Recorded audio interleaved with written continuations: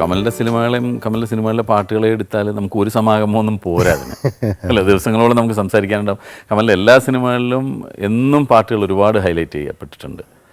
എല്ലാ സിനിമകളിലും എല്ലാ പാട്ടുകളും ശ്രദ്ധിക്കപ്പെട്ടിട്ടുണ്ട്. എനിക്ക് തോന്നുന്നു കമലിൻ്റെ സിനിമകൾക്ക് വേണ്ടി സംഗീത സംവിധാനം ചെയ്തതിൻ്റെ പേരിൽ തന്നെ ഒരുപാട് സംഗീത സംവിധായകർക്ക് അവാർഡുകൾ, അംഗീകാരങ്ങളെല്ലാം ഒരുപാട് കിട്ടിയിട്ടുണ്ട്.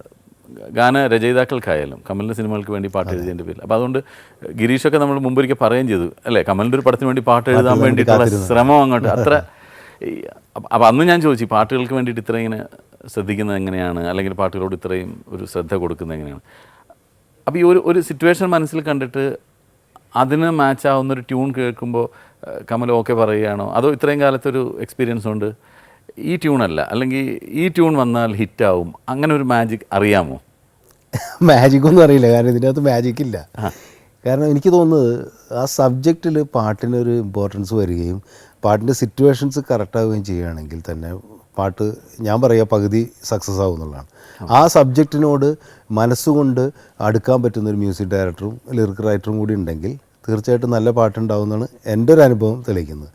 പിന്നെ പലപ്പോഴും എങ്ങനെയാണെന്ന് വെച്ച് കഴിഞ്ഞിട്ടുണ്ടെങ്കിൽ ഒരു സിറ്റുവേഷനിൽ ഇന്ന ടൈപ്പ് പാട്ട് വേണമെന്ന് മ്യൂസിക് ഡയറക്ടറോടും ലിറിക് റൈറ്ററോടും നമ്മൾ സംസാരിക്കുക, അത് ഒരു ഡിസ്കഷൻ ഉണ്ടാവും അതിന് സ്വാഭാവികമായിട്ടും. അപ്പോൾ ഞങ്ങളൊക്കെ ആദ്യകാലത്ത് ചെയ്തുകൊണ്ടിരുന്നത് വെച്ച് കഴിഞ്ഞാൽ ചിലപ്പോൾ 4-5 ദിവസമൊക്കെ ഇരുന്നിട്ട് പല പാട്ടുകളും ഇങ്ങനെ പാടും. പഴയ പാട്ടുകളാവും, മനസ്സിലായില്ലേ, ചിലപ്പോൾ ഹിന്ദി പാട്ടുകളാവും. അപ്പോൾ നമ്മൾ തന്നെ പറയും അതേപോലത്തെ ഒരു പാട്ട് നമുക്ക് എന്ന് വെച്ചാൽ അതല്ല, അപ്പോൾ അതൊരു ഇൻസ്പിറേഷന് വേണ്ടി റെഫറൻസ് എന്നുള്ള രീതിയിൽ അങ്ങനെ പലപ്പോഴും ആ സിറ്റുവേഷന് എൻ്റെ ഒരു അനുഭവം വെച്ച് പറയുകയാണെങ്കിൽ ആദ്യകാലത്തൊക്കെ പ്രത്യേകിച്ചും മിക്കവാറും ആദ്യത്തെ ഒരു പാട്ട് ആദ്യത്തെ ട്യൂൺ തന്നെ ഓക്കെ ആവാറുണ്ട്. അതൊരു തരം ഒരു മനസ്സിൻ്റെ പൊരുത്തമാണ്.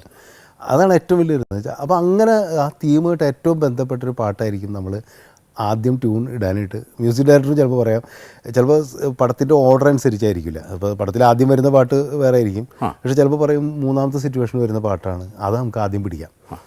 അല്ലെങ്കിൽ ഒരു ഡ്യുവറ്റ് സോങ്, കൂടുതലും പ്രണയഗാനങ്ങൾ വെച്ചിട്ടായിരിക്കും മിക്കവാറും തുടങ്ങുക. അതൊരു മ്യൂസിക് ഡയറക്ടറൊക്കെ ഒരു താല്പര്യം കൂടിയാണ്. അപ്പോൾ അങ്ങനെ വരുമ്പോൾ ചിലപ്പോൾ ആദ്യത്തെ ട്യൂൺ തന്നെ ഓക്കെ ആവുന്ന ഒരുപാട് സിറ്റുവേഷൻസ് ഉണ്ടായിട്ടുണ്ട്. പിന്നെ ട്യൂൺ ചിലപ്പോൾ പാടി തുടങ്ങുമ്പോൾ തന്നെ ചിലപ്പോൾ എൻ്റെ മുഖം കാണുമ്പോൾ തന്നെ മ്യൂസിക് ഡയറക്ടർ പാടി അങ്ങനെ സിറ്റുവേഷൻ ഹൗസഫിനൊക്കെ സ്ഥിരം അങ്ങനെ മാറ്റും.